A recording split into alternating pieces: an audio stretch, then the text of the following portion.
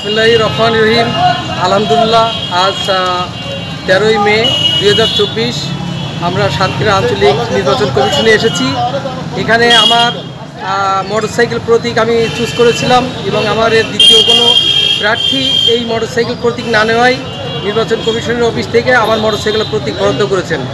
তো এই মোটরসাইকেল প্রতীক বরাদ্দ হওয়ার পরে আমি কলরা উপজেলাবাসীকে শুভেচ্ছা এবং অভিনন্দন জানাই।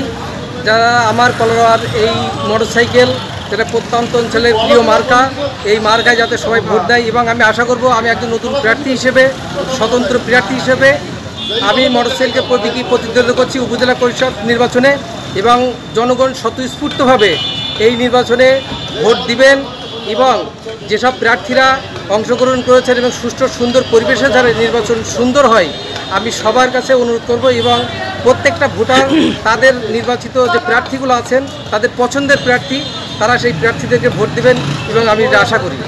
আমি নির্বাচিত হলে জনগণের যেসব সমস্যাগুলো আছে সেগুলো তাদের কাছে পুঙ্খানুপুঙ্খভাবে বিষয়গুলো বিবেচনা করব এবং আমি চেষ্টা করব যে কলরা উপজেলাবাসী যাতে সুষ্ঠু সুন্দর এবং উন্নত নাগরিক সেবা পায় এবং অন স্টাফ সার্ভিস যে টেবিলেই সমস্যা হবে সেই টেবিলেই যেন এই সমস্যার সমাধান হয়, ইনশাল্লাহ আমি সেটাই করব।